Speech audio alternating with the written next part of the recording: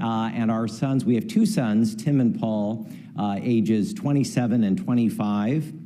And it is remarkable, and I mean this, it's remarkable to look out in this room and to see exponentially how Providence has grown the summer gathering. It's exceptional to see. You know, when I first spoke to Young America's Foundation in that first summer, I remember saying to the group that it's easy to become preoccupied by the issues of the day.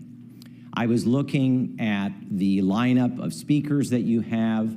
I was looking at the lineup of content and substance. I mean, they're really, as conservatives, there is no single venue better than this venue, and I really do mean that. The sheer number of issues that you've heard about and that you're going to be hearing about, foreign and security policy, immigration, taxes, regulation. I really could go on and on.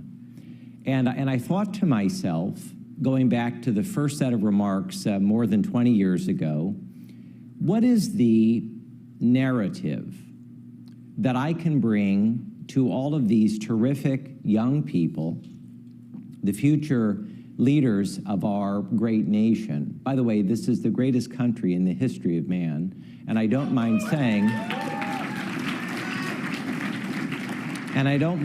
that I've had a love affair with America since I can remember. What is the message across all of this content and substance, across all of the issues of the day? What is the narrative that is most worthy of those of us who are honored to call ourselves conservatives? What is the most important thing? Is it the size and scope of the federal government? Is it our southern border? Is it the issue of human life? Is it the issue of tax increases or tax cuts, et cetera, et cetera? And when I really survey the most important thing, it is the following. And if you forget everything that I've said, and you probably will, if you forget everything that we've shared together today, I'm raising my right hand. I actually actively pray that you will remember the following, and it is this. It is that whether you spend your life in and around the Beltway, as I have, 10 years working as a press secretary in the U.S. Senate for Dan Coates, 8 years at the White House for George W. Bush, in January, 15 years as one of the vice presidents at Focus on the Family, all living and working inside the swamp, and I promise you, I've only become more conservative, not less. When I really look at all of those years and all of those things, internalize the larger American experience, what is the most important thing? It is that character is destiny. It is that your integrity is the coin of the realm. And whether you spend your life in Sacramento or Harrisburg, whether you spend your life in Gotham or Washington, D.C., whether you spend your life in the tiniest, smallest town or village in our great country, or you spend your life in the largest metropolitan area, the one thing I've come to share with you this morning is that as conservatives, your character and your integrity will categorically set the foundation for your life. I'm not going to go into the details this morning, but I have learned the hard way the toxicity of pride and of arrogance. I've learned the hard way that ultimately all things, all is a big word, by the way. It's like the word never, right? I've learned that all things that are built on deception, lies, and half-truths, all things, they all eventually collapse, both in personal life and in the public square and the life of our nation.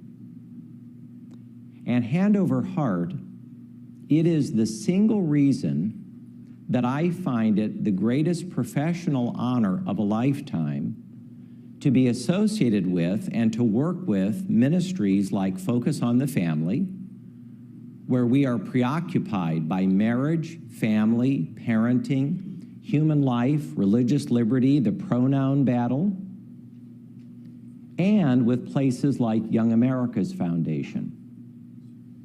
And I want to begin my time with you by taking a step back, if I may.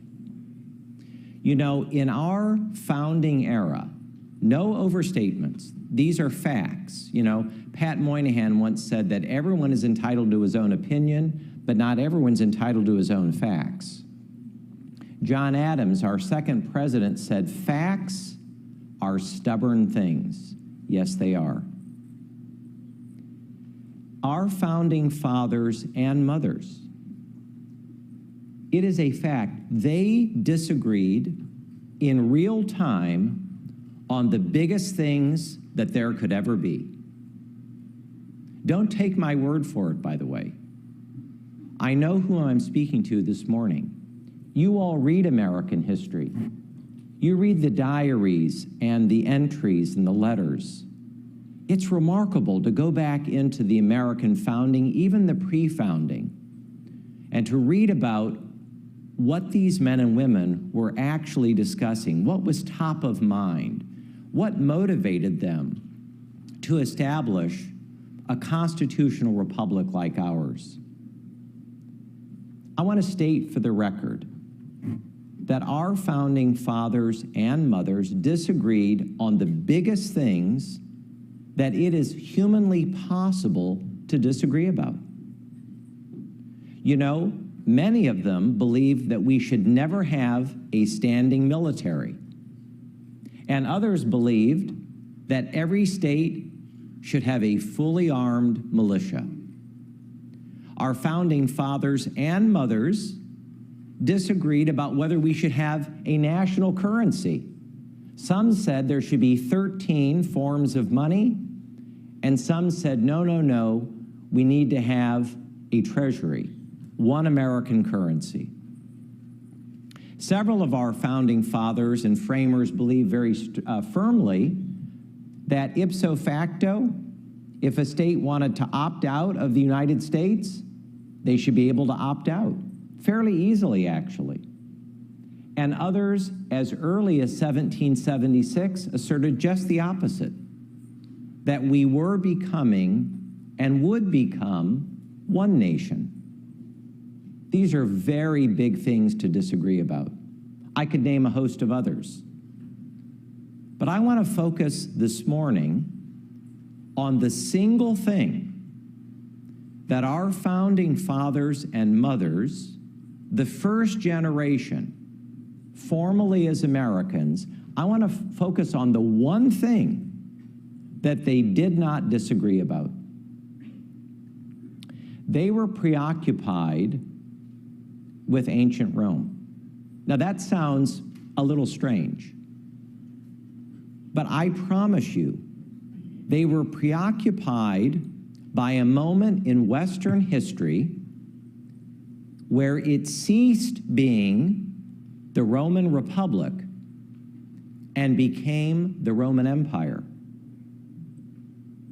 I mean, incrementally, this ancient republic, which fostered liberty, ceased to think of its people as citizens and began labeling them subjects.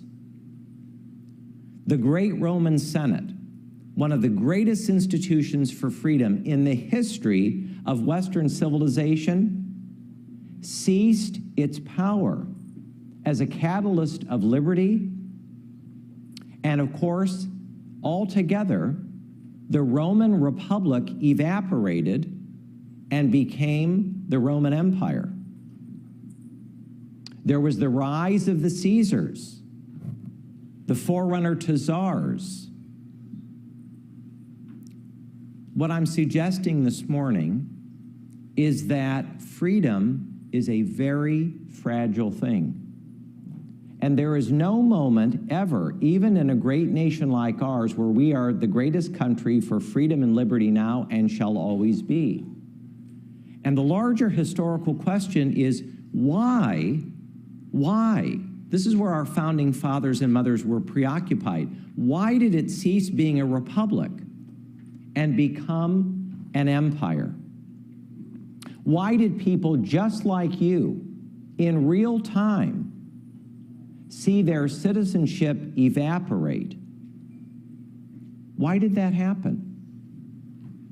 And overwhelmingly, the conclusion was the following: that there is another side to freedom and liberty, and it's called virtue.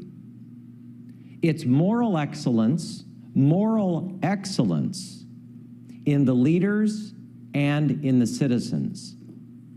That there is an intimate and direct relationship between the sustenance and the continuation of liberty and freedom over time in a great nation, connected directly to moral excellence, character, and integrity. And the entire beginning of the conservative movement in the United States was in large part a rebellion against the arrogance, the corruption, and the lack of character and humility in the size and scope of what Washington, D.C. was becoming. By the way, in the constitutional debate, you all know that whether you were ultimately a Federalist or a Jeffersonian Republican, that all of them knew from the Roman example and from history that any nation not rooted in decentralization and wariness of power could ultimately become corrupt. Don't take my word for it. When you look at the debates, when you read what was being discussed in the streets of Philadelphia and in New York, the number one concern was what kind of people will lead us. It wasn't just the size and scope of government. That was huge. It wasn't merely the centrality of a written constitution. That was major. You remember that Thomas Jefferson and John Adams were not even at the Constitutional Convention. Jefferson was in Paris. John Adams was in London. I'm sure they were texting and emailing all the time with the folks in Philadelphia to find how the Constitution was coming together. But ultimately, they said that without a Bill of Rights, they would not support the Constitution. And what was the number one thing that men as different as Jefferson and Adams wanted in the Constitution? It was that idea in the very First Amendment of the freedom of conscience and religious liberty. In other words, it's not just a sense of liberation, right, and lack of coercion on the part of government. It was something much more fundamental, that they wanted to build into the American experience the ability of virtue and good character over time. They wanted to give enormous authority, right, to civil society, to churches, to schools, to voluntary organizations. They wanted to move power downward and outward, away from a national or a federal government, and out toward real Americans. And as you all know, in 21st century America, the exact opposite has happened. I want to tell you, however, I am an inveterate optimist. The best days for the United States are ahead of us. And despite the difficulties that we are having in our country, culture, and civilization right now, the best days are ahead of us because of a generation like you. Conservatives have learned that in an era of spiritual regression, in an age of aggressive secularization, we conservatives have learned that the things of faith and the Spirit are far more important than the things of government and the institutions. And we have learned that we conservatives have to live in two ways. We have to live counterculturally, and we have to live transformatively. Let me say it another way. The exciting thing about being a young American in 21st century America is that we have a country, a culture, and a civilization to reform and to preserve. And I feel very confident that your generation is going to move us into that direction. I was in a debate last week, a major debate, and I was the only conservative on the stage. And we went through almost an hour in this debate of all of the things that America needed to do in the 21st century, right, to move us forward. It was about expanding, they said, the members on the Supreme Court, right? It was about further opening our borders. It was about what they called the liberation of the human spirit. We all know what that kind of talk means. And when it came around to me, praise God, I was the fourth and final speaker, I said, no. We need to focus on limiting the role of Washington, D.C., shrinking the government, shrinking the regulations, shrinking the tax base, but increasing the quotient of character and virtue in the rising generation of young Americans. And one of the women on the stage actually laughed out loud. She said, "You are articulating a vision, are you not, of 1941? And I said, no, quite the opposite. We know what happened at Pearl Harbor in 1941. I said, you need to get out more. I said, you need to come to Young America's Foundation. I invited her to come. She thought this was very humorous. I said, come to Young America's Foundation and meet the next generation of senators, congressmen and women, presidents of the United States, governors, local officials, but above all, come meet the young people who understand that culture leads. Culture is far more important than politics.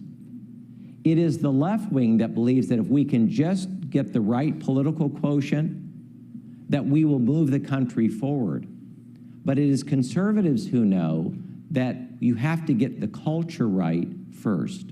And we've got a tall task ahead of us. May I ask you all a question? And please be candid. How many of you feel great about the future of the United States of America? I've been asking this question over time, especially to young conservatives. When I began asking this question 20 years ago, almost all the hands went up. And you can plot on a graph over time that some of the hands have gone down. It's not because any of you believe less in the United States of America, but you live every day in the culture and you see what has happened. And you are, in my view, here today because you want something better and different for the country. And at the expense of sermonizing or lecturing or being Solomonic, I want to stop here for a moment. I want to pretend we've all been best friends for 500 years, and I want to open this up for a conversation and a dialogue about some of the things I've spoken today, and I want to hear from you and respond about the idea of the centrality of marriage, family, parenting, the preciousness of human life and religious liberty as we go forward in the country. And I'd like to hear from you about your ideas and thoughts about how we move forward as a country. And as I say, I want to pretend that we've all been best friends, so there's no shy people here. I'd like to hear who you are, where you're from, and any question you have. I promise I will be as candid as I possibly can. So let's stop there for a moment, and let's open it up. I'd like to hear from you. Yeah. All right, we're ready for our Q&A portion. As Mr. Gagnon said, please just come up, state your name, what school you're from, and a brief question. You can line up at the back of the room right over there.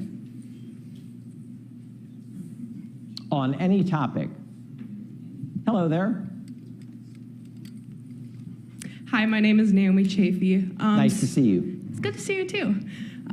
So when I'm looking at the culture of America, yes, I think that a big problem is that we are seeing divorced families or yes, fatherless homes. So how do we go about changing that in the culture? I am thrilled you asked that. In 1965, a very famous demographer looked at Black America and found that in 1965, 25% of all Black Americans were born out of wedlock. And in 1965, he called that a crisis. That number today is 75%, right? 53% of all Hispanic Americans are born out of wedlock. And for all native-born white Americans, that number is 33%, 1/3. The majority of babies born in America to women who are 30 years of age and over are born out of wedlock. So over here, to your question, the political class is telling us we have a border crisis, and we do. And they're telling us that we have a regulation crisis, and we do. In fact, the largest crisis we have in the United States today is a fatherlessness crisis. We have gigantic numbers of Americans who are born in homes where their biological father is not a presence in their lives between the ages of birth and 18. And it seems to me that if we are going to deal with this, we have to stop doing and addressing this problem in the way that we've done now for nearly 50 years. And you know what I'm going to say? Spend more government money, right? I know you're standing up. Most people are sitting down. Since the Great Society of the 1960s, we have spent over $1 trillion on this issue, and the numbers are going up and not going down, right? Government incentivizes fatherlessness, and it incentivizes the breakdown of the American family, right? My view is not one of despair or discouragement. I think that's a sin, because it negates the option of hope. But my very strong view is that we have to re-energize civil society in the United States. Churches, parishes, I could go on and on and on. All of those voluntary institutions that help to build up and strengthen the family is the direction that we need to go. And I think young people who want to be married and want to have children, they want to be incentivized to do so, but not by Washington, D.C. Right. May I say, in the community where you are from, do you see this problem? So I'm from North Dakota. Yes, indeed. So I would say, in my experience, typically no, but we do have a lot of reservations in North Dakota, yes, and I think that you typically see that more on that aspect. Yes. May I say, the Surgeon General of the United States issued a report earlier this year, and I think, I want to be very careful about this because it's the Biden-Harris administration, But the Surgeon General issued a report which I read and thought was quite remarkable and sobering, which is that we are actually in the midst of a loneliness crisis in the United States, right? And so much of this comes, right, from real Americans who do not feel a connection to a church, to a parish, to a house of worship, or even to what we would all call as a basic community, right? And so I think we have to work overtime, as we are doing at Focus on the Family, to shore up marriage, to shore up parenting, to shore up strong families. There's no panacea or easy answer, but the one thing we know we have to stop doing is empowering government to undermine all the institutions that we believe in so passionately. Are you hopeful in that regard? Yes. I think I have to convince you. May I tell you, this is very important in North Dakota, in the way that you live each day and each week, what do you observe in communities? I mean, because this question is very important. I think that when I'm looking at like people my age, and I guess even the generation above me, I see a lot of discourse and a lot of people not wanting to be a part of the community. Right.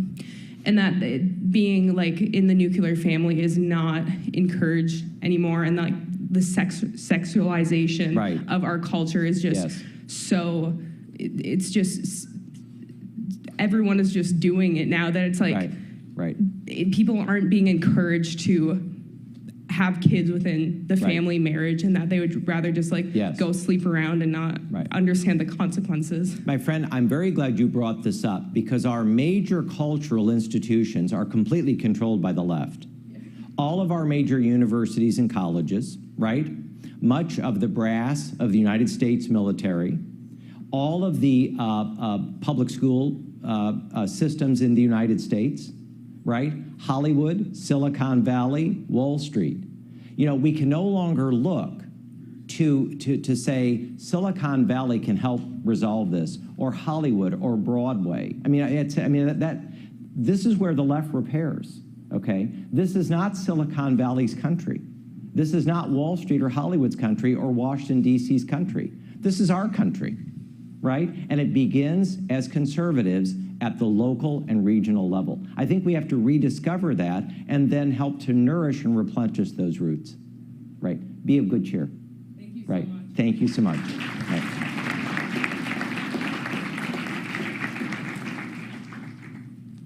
Hello, sir. My name is Caitlin Ricker, and I go to Georgetown University. Nice to see you. You as well. And you were just talking about... Are you a Washingtonian?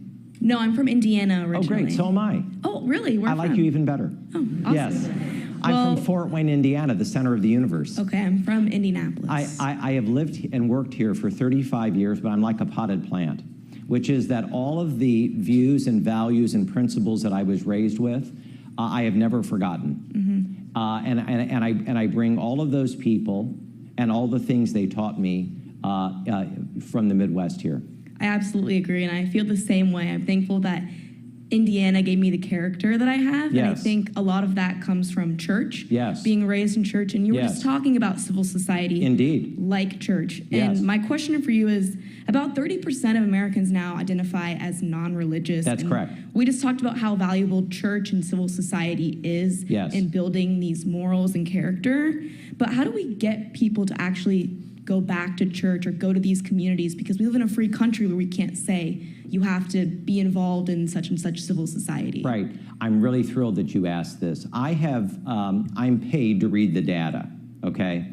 And I annually read the Pew surveys and the Gallup surveys. This is very reliable data, okay? And increasingly, young people who are disaffected from historic churches, parishes, worship, etc. But not just that, also from kind of civic community life, right? Voluntary organizations. But focusing specifically now for a moment on faith, all right? What I find heartening and encouraging in the numbers you cite is that it gets reported that young people are, disaffected and disbelieving. But when you read the crosstabs of the research, that's not the case. They are disaffected from historic denominations. They are uncomfortable in kind of brick and mortar institutions that they feel are confining. But when they're asked the question about agnosticism or atheism in the United States, those numbers are very low compared to the entire developed world. You cannot go to one Western, Eastern, or Central European country, right, and find your demography, the rising generation, right, of young people who are actually more religious and spiritual than the United States, even as those numbers climb. But what you find in other developed countries is an authentic young person who says, I am agnostic or I just don't believe. That is not the case in the United States. People do believe, or they're working it out, but it doesn't often fit into the typical structures. So I'm encouraged that even as the so-called nuns, right, even as those numbers increase, when you look at the data and the research, what you find is that actual agnosticism or atheism is very low in your generation. And a sense of kind of people who have faith, who believe in God, and so forth, is actually much higher than your comparison to the generations in every other developed country. So I take heart that we need to go tell a new generation, right? We're conservatives. We don't believe in revolution, right? Edmund Burke himself said you have to reform in order to preserve. So I think we have to reform in order to preserve. We have to go share, right, the faith. We have to be very eager to be patient because it's one-on-one. And I must say, I welcome social media. I really do. I think it's a boon and a blessing in many ways, but I think it's also very easily to be digitally distracted. And we have to be more intentional about relationships. If I had a bumper sticker, it would have two words: relationships matter. And over time, they do. Invest in other people. Invest in friendship. Above all, invest in family. The natural nuclear family is absolutely fantastic. I've been married 32 years, on our way to forever. Marriage is not easy. Marriage is hard work, but it's well worth it. Children, terrific. Grandchildren, terrific. It takes time. It takes patience.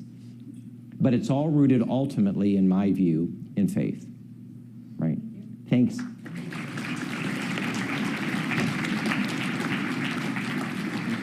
Hi, my name's Max Langman, and I go to Liberty University. Nice to see you.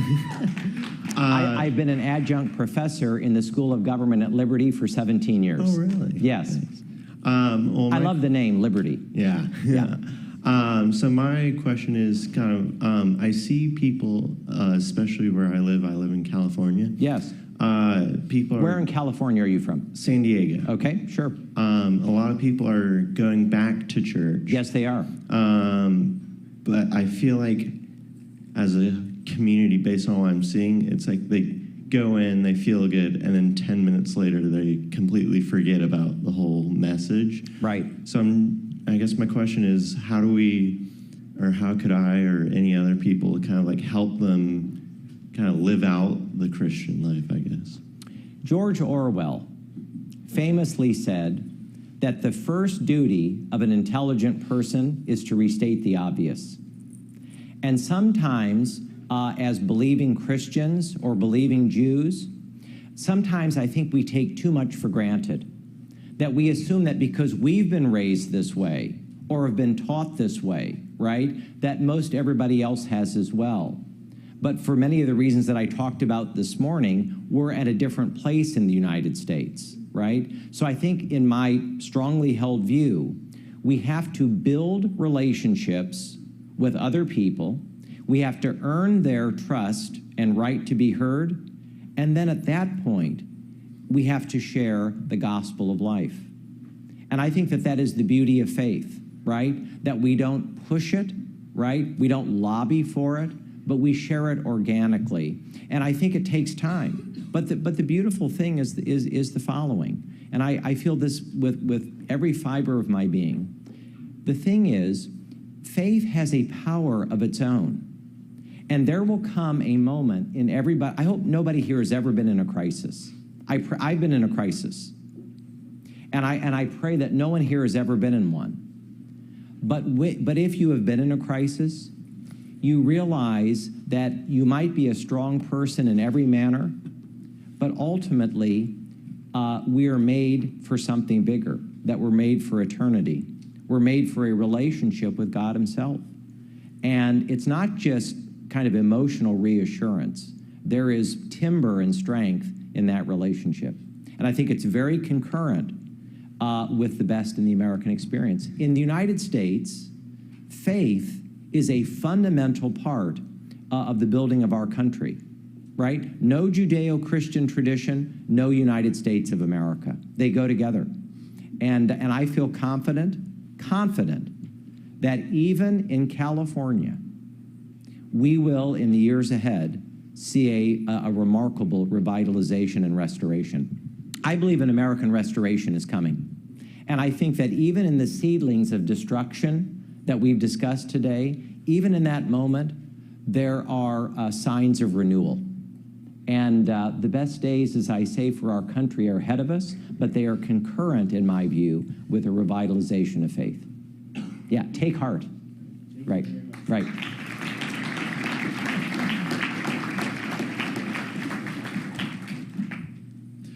Hello, my name is Joshua King from Brigham Young University. Nice to see. I was just in Salt Lake. Oh, really? Yeah, just Okay. off the airplane yesterday. Wow. All right. Well, Yeah. hope you had a good experience. I did. I had a great experience.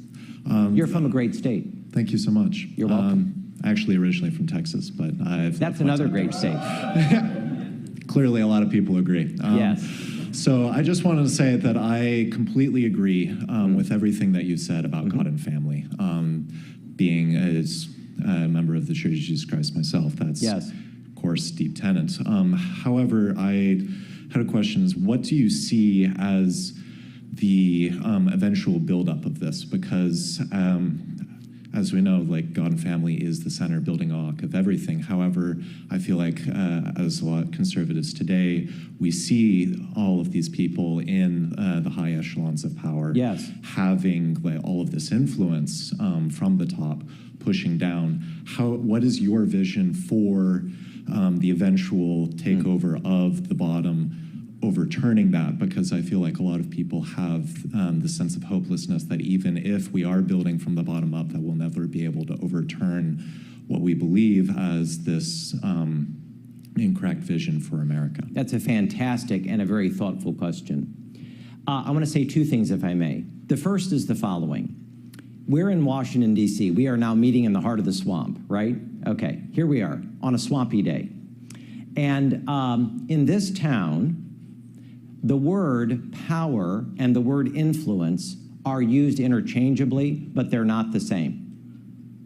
Someone who is powerful is someone who's been elected to something or been nominated and confirmed to something. A president, a Supreme Court justice, a U.S. senator, right? But influence is different. When you are a genuine, measurable influencer, you are a person who powerful people say, "What do you think?" And my view is that the best kind of influencer, not the worst, is a person of immeasurable virtue, character, and integrity who can cut through the political battle of the day and for good share the first principles of faith, of family, of freedom, of the elemental goodness of the United States and a constitutional principle. I want to be very bold here and very categorical. If anybody articulates the way forward for the United States of America and does not put the family at the center, faith at the center, right? They're whistling in the wind. It's not going to happen, right? We know from history that revitalization, renewal, restoration can happen in a country, in a culture, in a civilization, but not without the elemental things of the Spirit. And the great thing about this extraordinary country is that the history of the United States is rooted in the things that you're asking about, right? So the question is not how Washington, can leverage this or the other institutions. And by the way, politics is important. Politics is a branch of ethics, but it's not more important than what happens in the home, in our neighborhood, right? In our church or parish. I've just written my third book, right? It's called Toward a More Perfect Union, the moral and cultural case for teaching the great American story, right? We have to go relearn the first principles and build from there. And I believe we're going to do it, right? And we're counting on you, right? I'll come visit you in your Senate office in a few years. All right, thank you. All right, we'll be taking one last question. Terrific. Hi, I'm Good Nicole. morning. I go to the University of Tampa. Terrific.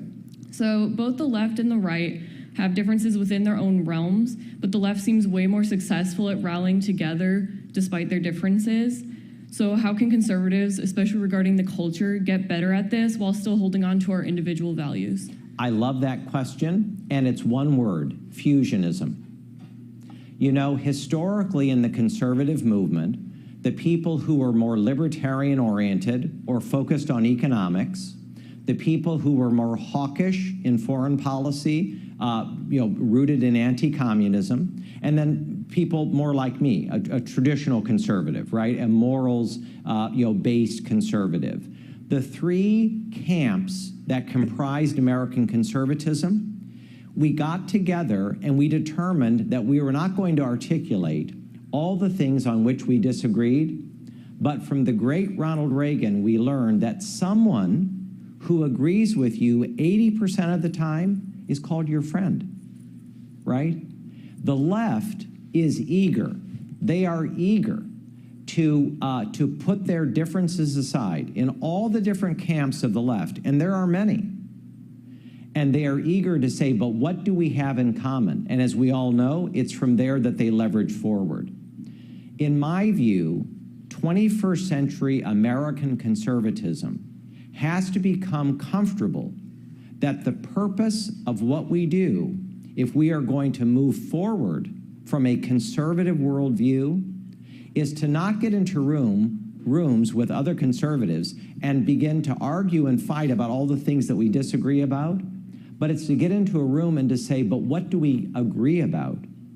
And it seems to me that in 21st century American conservatism, other than the things that I've spoken about at length this morning, the one thing that we overwhelmingly agree on is the centrality of the United States Constitution. If we lose the Constitution, we will never get it back. And it seems to me that the way forward for your generation, and frankly, my generation of conservatism in this century, is to refocus with other conservatives, not on the 20% where we disagree, but in the Reagan-esque view of the 80% where we do agree. Rooted in the Constitution and say that's the way forward. And I feel very confident that we're already doing that. I want to mix and match for one moment. 2024 is on the cusp, right? We're going into an incredibly consequential year. Hand over heart for the last time, I feel confident it's going to be a really good year for conservatives. I believe we are going to win the White House. I believe we are going to win the United States Senate. I believe we are going to win the House of Representatives, and I believe we are going to win the majority of governorships and the majority of the state legislatures. And that means that we are going to move forward in a brilliant way on the future of the United States Supreme Court and the federal courts. Good things are on the horizon, but ultimately rooted in the timelessness of the institutions that we're talking about. Yeah. Are you ready to win? Yes, of course. Yes. Buckle up. Here we go.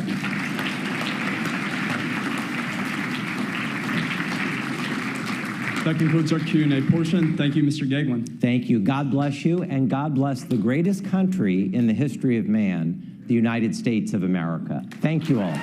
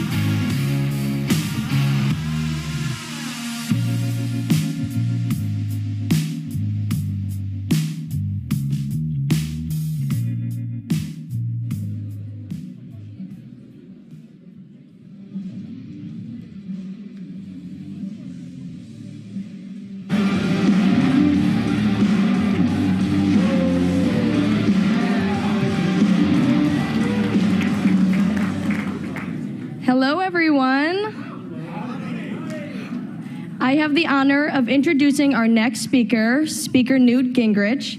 He goes by many names.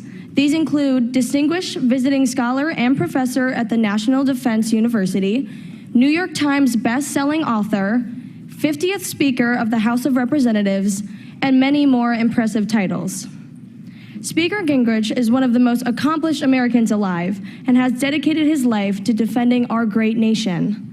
But there is a lot more to him than these remarkable achievements. As an author, he has published 41 books, including 18 fiction and nonfiction New York Times bestsellers.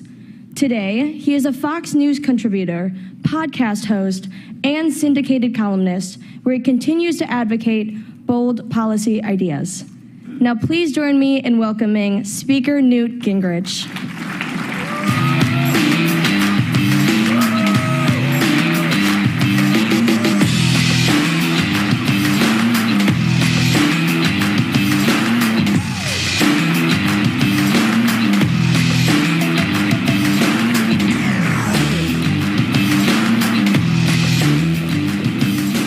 You know, I've spoken to many of these annual gatherings, and one of the reasons I'm always willing to do it is you guys are so generous when I walk in that I feel better just by the act of how nice you are and how much you applaud.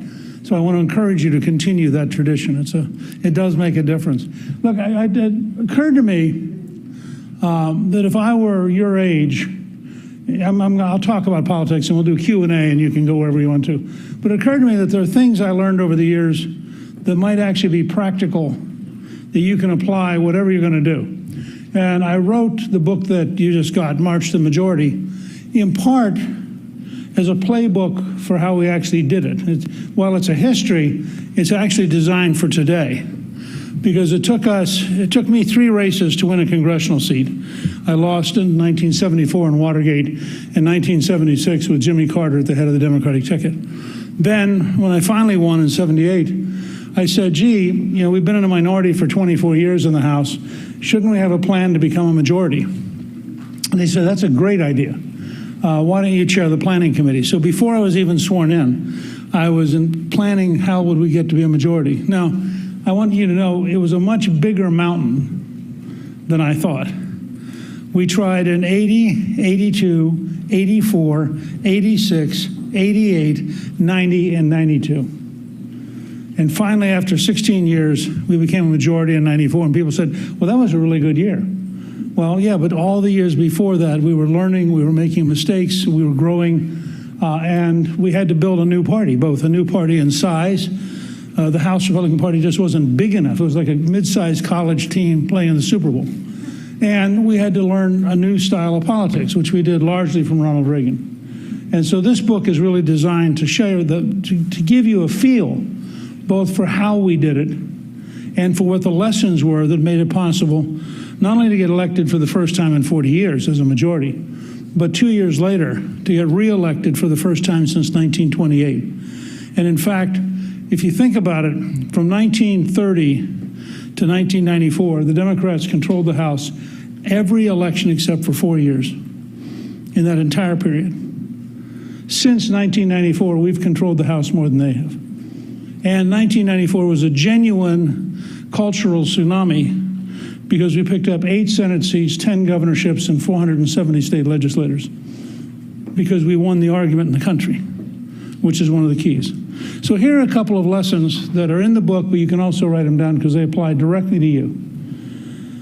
The first is, I tell people, you ought to dream big, particularly when you're young. You ought to dream big, but then you have to plan to work hard, learn every day, and be true to yourself. Now, those 4 things allow you to have a life that's really fascinating and to do things that you'll look back on in later years and think, gosh, how did I get there? And how did this happen? Because life is a lot bigger than you are. Second, we really try to teach our teams a very simple 4-word process. And it's a process that's 1, 2, 3, 4. It's not a hierarchy. Listen, learn, help, and lead. When you go back to your colleges or you go back home, try it out. The first thing I try to do in every meeting is listen to the other people. The world changes, new things happen, and I know that I don't necessarily know. Now, when you listen, and by listening I mean really, and by the way, you can apply this. You go to some kind of a cocktail party and the person next to you is babbling and you're standing there being bored.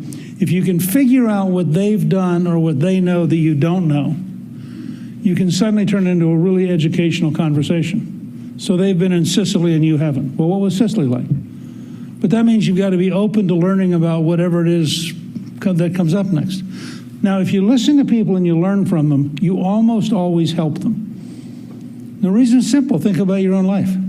People get it out in the open. They get it off their chest. They ventilate. And in a lot of cases, as they tell you their problem, they'll suddenly figure out the solution because they get it out of themselves and they can now look at it.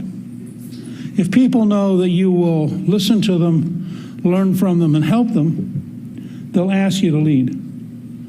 When they ask you to lead, first thing you should do is say, this is my vision of where we're going. This is my strategies. These are my strategies for getting there. And these are my proposed tactics. And you immediately go back and say, what do you think? And so you turn every person into an advisor. And they enrich you by telling you what they think of you don't try to sell them your plan. You try to offer the plan and then listen to them and prove it. And that process of doing it over and over and over, things change. By 1994, we had changed the culture of the House Republican Party enough that we could offer a contract with America that had 10 items and that we committed to vote on in the first 100 days. And we had all but 3 of our members sign the contract. And we had one chairman who came in to see me and said, I actually wasn't for all this. And his committee happened to have 3 of the items. And I said, well, here's the deal. You signed the contract. Now, if you don't want to report it out of your committee, I'm confident that the new chairman will. And he said, well, now that you've explained it to me in a positive way, I think I'll get them all out of the committee. And he did. He got them all out of the committee. But that happened because we'd had him buy in early. Now, the truth is, they were so used to losing that none of them thought we'd win. So, if Newt wants a silly contract, what do I care? It's not going to happen anyway. And then all of a sudden it did happen, and they're going, oh, you mean I really signed this? And now we had begun to build a different party. At our peak, we were sending out 55,000 Go-Pack training tapes every month. So we were literally training the entire base activists of the Republican Party, including the candidates, including people like Pataki running for governor. So this whole process of learning and then teaching is important. A couple more specifics. Anything you really want to get done probably takes time and is probably hard. And we coined the term cheerful persistence. If you're not willing to persist, you're not going to get anything. But in America, grumpy persistence, angry persistence, depressed persistence, they don't work. I mean, think about your friends. If your friend's grumpy all the time, you don't want to listen to them. If they're depressed, how are they going to lead you? And so you have to be cheerful. And if you are cheerful, it's a very strange part of American culture. If you're cheerful, you can get away with almost anything. Now, the leadership didn't particularly like me. The leadership was used to losing. They were used to being, pleasant with the Democrats and getting crumbs off the table from the Democrats. And I was causing trouble. But as long as I went to them cheerfully, they had a very hard time saying no. So I'd go in and say, we really have to become a majority, don't we? Well, you can't be the leader and say no. So they thought, this guy's stupid. We're not going to become a majority. But I have to say yes. I said, great. Well, since we have to become a majority, we're going to do X. And a little minor trick here. You never ask for a yes. You ask for a no. Remember, if the person who has to give you permission is risk averse, they won't want to say yes. But guess what? They won't want to say no either. So I would always say, unless you object, I'm going to go do X. Well, they didn't want to object because that put the burden on them. But then that meant I had to carry the burden of doing it. And occasionally, frankly, it blew up. I mean, I got a reputation somebody once said I had 10 ideas a day and one of them was good. But I was churning. I was trying to figure out how to do this. Once we won, we negotiated with Clinton. And the size of our majority was so great that they literally had a White House meeting in June of '95. And the liberals on the White House staff said, you have to stand up to Gingrich and you have to fight for liberalism. And Clinton, who had been the youngest governor in the country in 1978, lost in 1980. And he lost the governorship, he lost the state police car, he lost the airplane, and he lost his salary. And so he'd figured out losing was not good. And he said to the White House staff, if I do what you want, I'm going to lose the presidency in '96. But if I work with Gingrich, I might get reelected. So we sat down, we got welfare reform, we got Medicare reform, FDA reform, telecommunications reform. We ultimately had the largest capital gains tax cut in history. And we balanced the federal budget for 4 straight years for the only time in your lifetime. And the trick was really simple. I can tell you the model. In a free society, everybody has to win. So think of it as setting up a box. One side of the box is what he has to have. One side of the box is what I have to have. Part of the box is what he cannot give up. And part of the box is what I can't give up. Now, in between those 4 sides, there's a deal somewhere. But you have to be aware of all 4 sides. And you have to think it through, and it takes a lot of creativity. We met for 35 straight days, not straight days, we met for 35 days, face-to-face, in getting the balanced budget done. And that's what it took. And it took a lot of listening and learning. So those are just general ideas. I'll give you one last one that may surprise you. If you can train the people you work with to learn to say yes if rather than no because, you will get a dramatic increase in productivity. Now let me give you, think about just the way humans react. I have an idea. Why don't we have pizza for lunch? You say no, we can't have pizza for lunch. Now first of all, no is a downer. You just rejected me. Now I got to decide, do I care enough about getting pizza that I'm going to argue with you? Or do I just kind of withdraw because you hurt my feelings? But if you said, yes, we could get pizza for lunch if only we had money. Now, first of all, you just gave me the same information as the no. But because you said, yes, I feel better. You listened to me and you made me feel good. And then I can say something clever like, I have a credit card. Now, if you literally chart this out, think about it. When you say no, the other person is stopped. Their feelings are hurt, and they have to decide whether or not they care enough to argue. When you say yes, they have an increase in endorphins. You've now validated them. They're a smart person. That's a good idea. Unfortunately, we can't do it because we don't have any money. Because you said yes, we're now in a conversation. You didn't end the conversation. You continued the conversation. So, a couple of thoughts. A lot of what I just told you is how Kevin McCarthy is running the House. He has an extraordinarily hard job, much harder than mine. First of all, I was the guy who brought us out of the wilderness after 40 years, so people will need to say, okay, that worked, why don't we try some more? Second, I had a much bigger majority. You can really understand the Congress if you understand a very simple principle. The Senate is a country club. The House is a truck stop. And in the truck stop, you have 435 senior class presidents. Every single one of them has won their race themselves. They represent their district.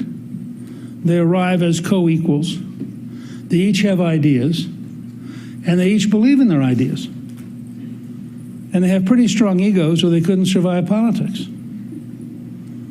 And so you get your side of it in the room, and in Kevin's case, his side is only like a 5-vote margin. So any morning that 6 of them are mad at him, he doesn't have a majority. So he's got to figure it out. I tell people it's like riding a bicycle. He has to keep forward momentum to keep the bicycle up. Because the minute he stops, there are going to be 20 of them who are mad. And then it's very hard to put back together.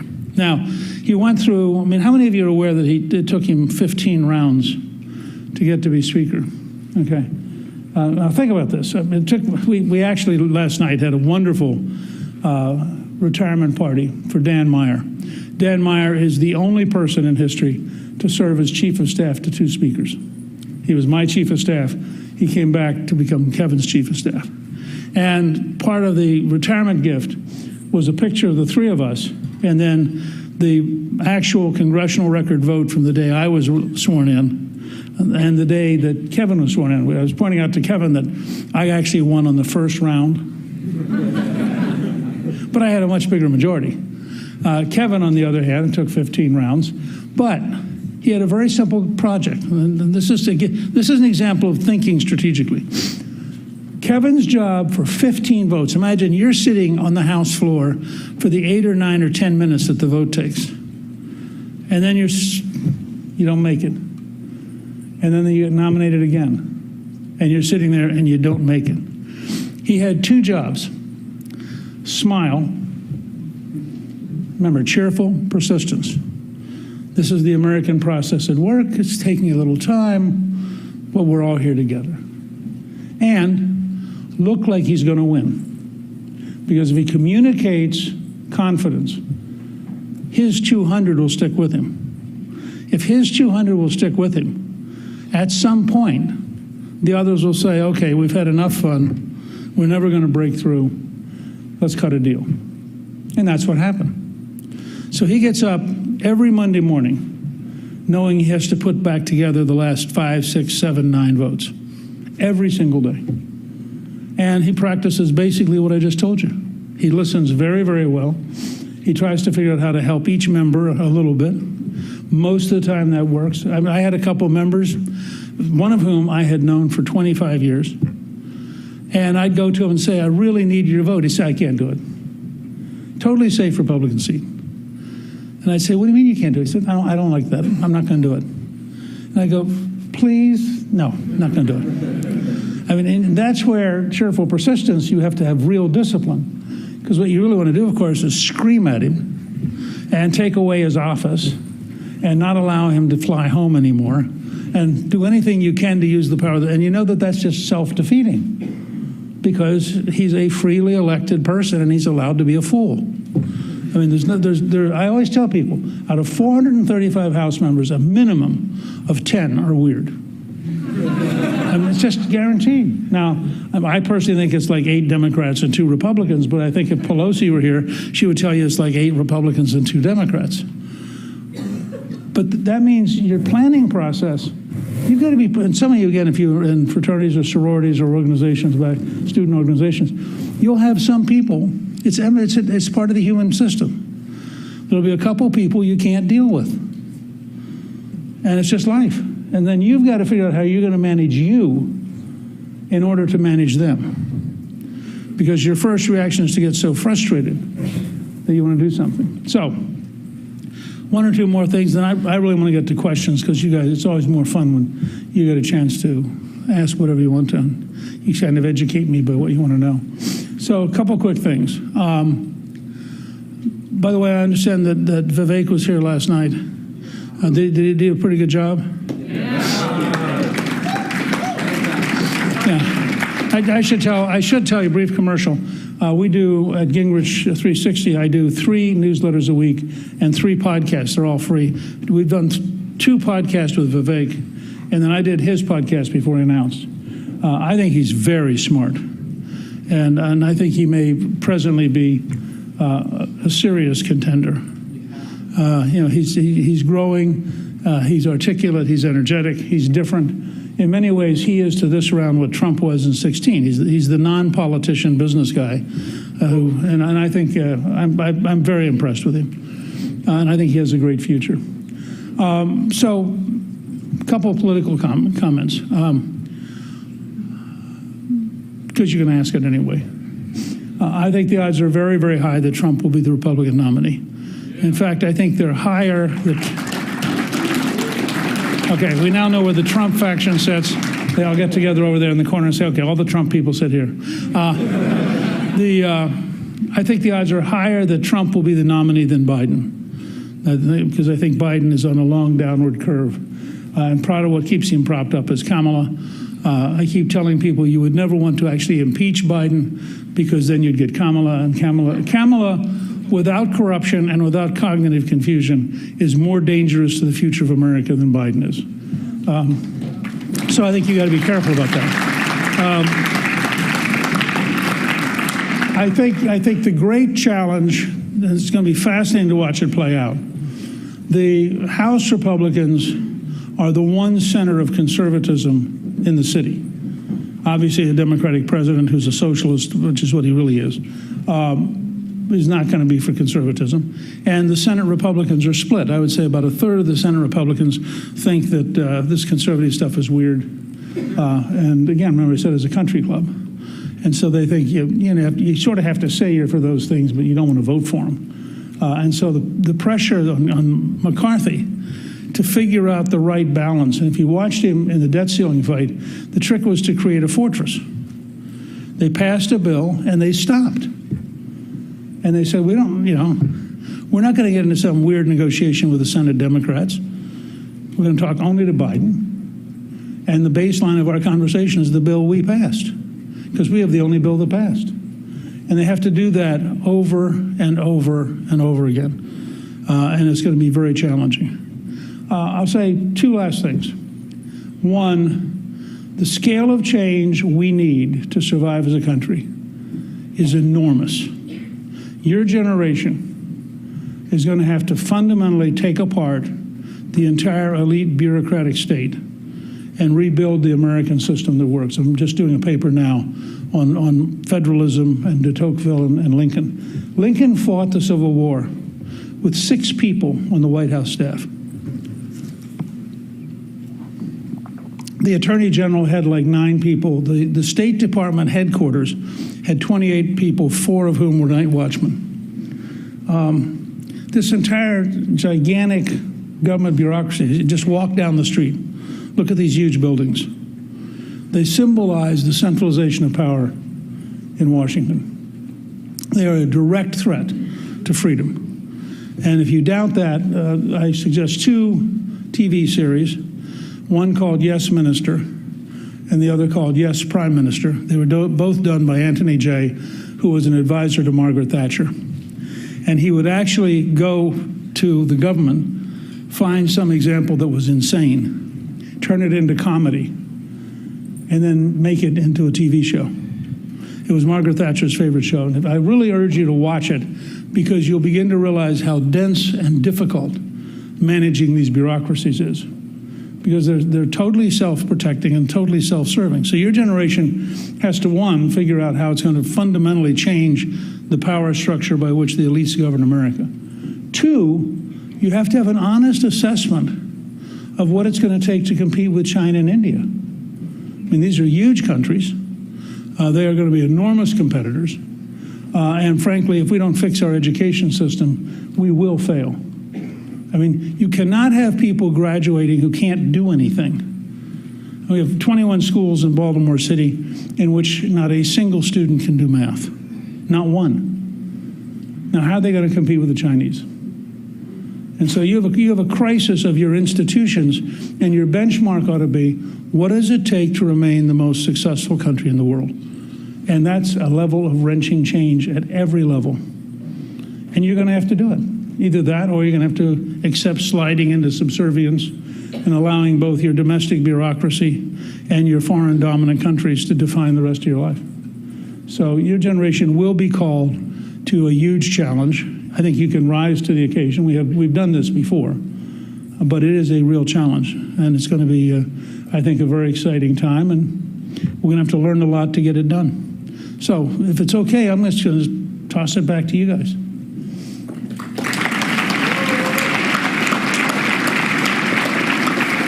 It's time for the Q&A segment. Please step up, state your name, what school you go to, and a brief question. Mr. Gingrich, thank you for coming. My name is Arthur Garcinian. I study in Emerson College in Boston, Massachusetts. I'm originally from Moscow, Russia, and I was born and raised in a very conservative environment for very progressive environment here in America. And, my school is very, very far left. We all have pronouns, all those craziness. And when it comes to abortion, a lot of people are pro-choice, and, professors are very liberal to say that there's a privacy clause, an equal protection clause that justifies abortion. And, I had just a hard time arguing about that. And I just want to know your opinion why this doesn't justify abortion. Thank you. Well, first of all, I don't think that there's any, personally, I don't think that there's any clear argument. The question becomes whether or not you're dealing with life. Okay? So if a fetus is not alive, then the privacy clause may apply. If you think, on the other hand, that upon conception the fetus is alive, the question then becomes, what's the level of protection that second life deserves? And can you find a balance that both protects the woman and that protects the baby?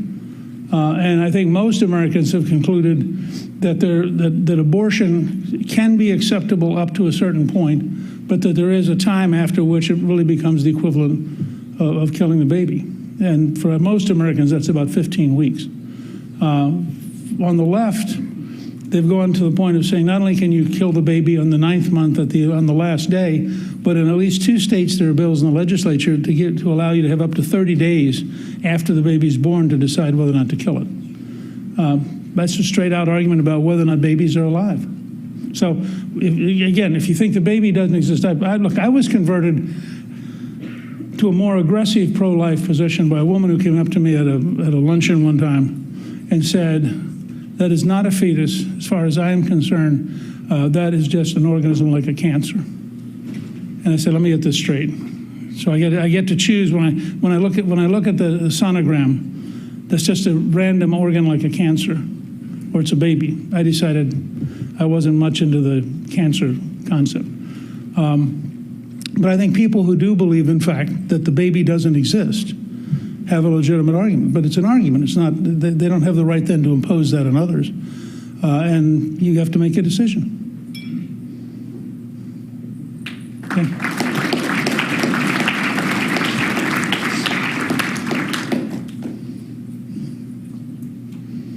Hi, Mr. Speaker. Thank you for being with us today. My name is Tyler Seaman. I am a student at Gettysburg College. Go Bullets. And I just finished interning for a member of the House Freedom Caucus. What is their greatest strength and their greatest weakness? Okay, well, first of all, I'm delighted to see you. My dad went to Gettysburg College, and I have a niece that graduated from Gettysburg, and one of my really close friends is Alan Gelzo, who for years taught Civil War history at Gettysburg. The Freedom Caucus's greatest strength is the intensity of its commitment to returning to constitutional government and its willingness to take on the various assumptions of the modern welfare state. Its greatest weakness is that it has a very hard time understanding one of the points Reagan made. Reagan had led a strike. He was the head of a union, and he led a strike in Hollywood, which had huge consequences. It created the modern royalty system, where people got money whenever their movie was shown or their TV series was shown. And so he understood negotiating. And Reagan would always, we did a movie, Cliff and I did a movie called Rendezvous with Destiny about Reagan. And he always said, if you can get 70 or 80%, take the deal. And then come back next week and go for the other 20 or 30.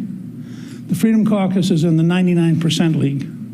And that's a weakness because, again, even if you're 40 members out of 435, that still means you have 395 other members. And so your ability to coerce them or blackmail them without them having a countervailing ability to then coerce you makes it very hard to manage. And I would say if they could stand firmly for their principles, push it as hard as they could every single morning, take 60, 70, 80%, come back the next day, they would get a lot more done. They probably wouldn't feel quite as good because there's a strength in purity in saying, I stand firm for this no matter what. But as a level of practical getting things done, I think it doesn't work. Okay?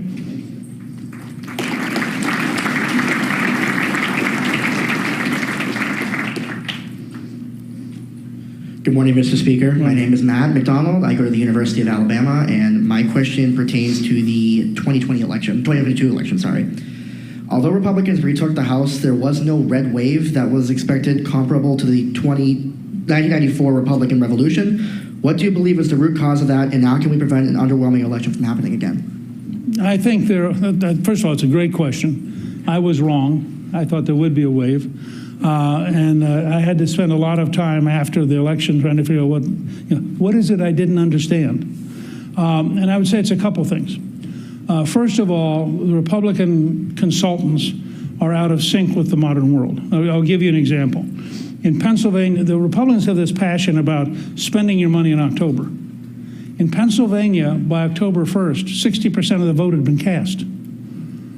So by the time they got around to running their ads, 60% of the vote was no longer available. And that's a constant challenge. So one, you've got to figure out, and I wrote a paper on this, that the Democrats focus on the election and Republicans focus on the campaign. So the Democrats focus on turning their vote out from day one. And the longer the process of voting, the better it is for them, because what they're doing is they then shrink down the number of people they have to focus on. So the first 100,000 vote, that's done. Now let's go to the next 100,000. We spend an enormous amount of money on TV, partly because most of our consultants make money off television. I mean, I think the consulting class really has a lot to do with this. So we have to rethink that whole process and be honest about how modern elections work. Second, it is only the second time in 19 off-year elections that independents did not vote against the incumbent White House. Democrats carried independents by 2. I think that's because Republicans focused on mobilizing the base, and they didn't think through, now how am I going to attract independents? Places like Nevada, where the sheriff attracted the independents, he won the governorship handily. The Senate race where they didn't attract independents, they lost the Senate seat in the very same state. 3, while McCarthy had done the right thing in developing a commitment to America, it didn't, and I bear part of the burden of this because I'd been through it before. He had to do 2 things he didn't do. He had 150 really good ideas, which you could see if you went to committoamerica.com. They'd all been developed by his members. They were mostly very terrific ideas. You can't sell 150 ideas. I mean, there's a reason that the contract with America had 10. I figured if that's the most that Moses could bring down from the mountain, it's probably the most you can campaign on. And so he should have taken the 10 most popular and driven the system and said, now we're also going to do these other things, but let me tell you about these. The second thing was when we did the contract with America, Haley Barbour was the Republican National Committee chairman, and he made the commitment to us that if we could get our act together to actually have a contract, he would buy 4 pages in TV Guide, which at that time was in 92 million households every week. And so you can actually see it at the Smithsonian Museum of American History. We had this 4-page ad that came out, and it's literally in 92 million homes the same week. Now, when I'm on radio or TV talking about the contract with America, I've begun to make it into a thing. And you have to and then people thought we were positive. If we had run an anti-Clinton campaign, we would not have become a majority. But we ran a very positive campaign about very positive ideas, and it broke through. And if you go back and look at the commercials, our consultants now run really stupid negative commercials. And you're an average person going, okay, I agree with everything you just said, but what are you going to do for me? I mean, it's not enough to just be negative. And at least that's my analysis.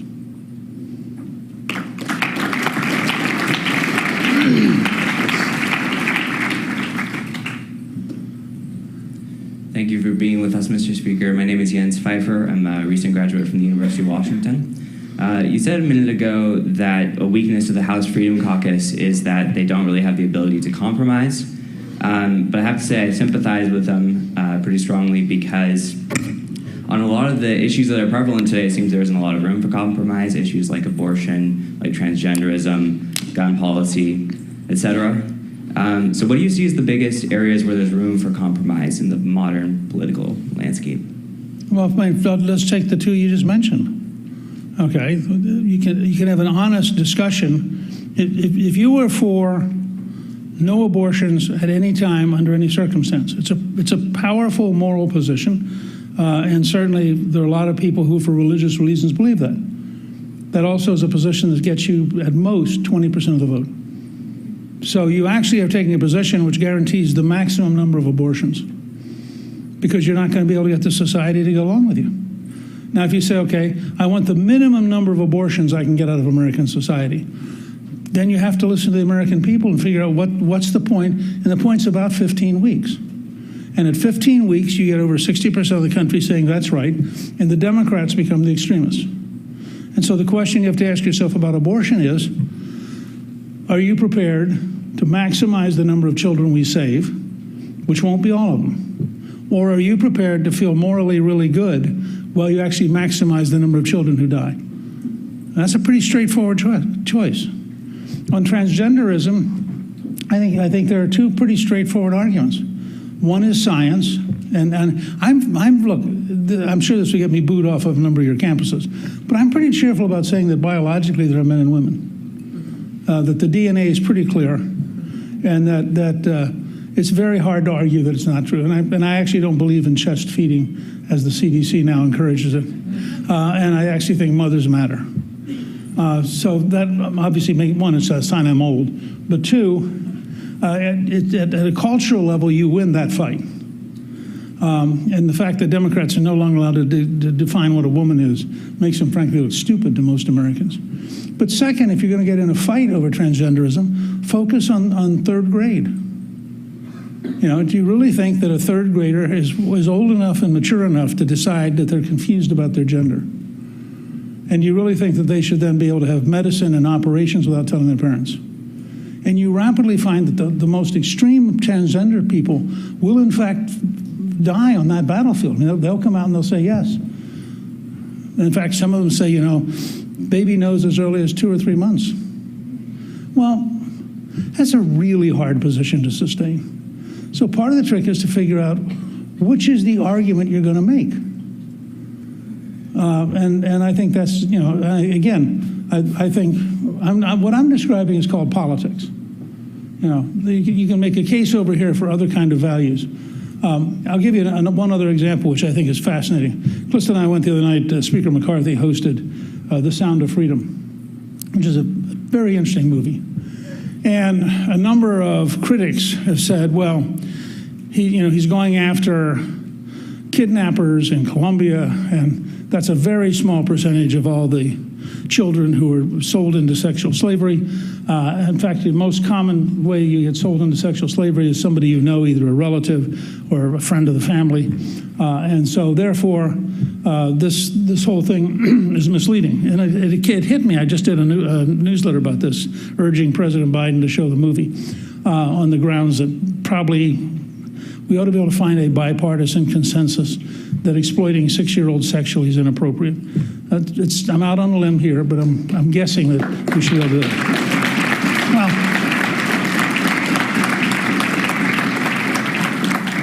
the book which did more than any other single thing to lead to the Civil War was Uncle Tom's Cabin. And Uncle Tom's Cabin is a novel. And in the novel, Eliza escapes the slave trader by going across an ice-filled Ohio River.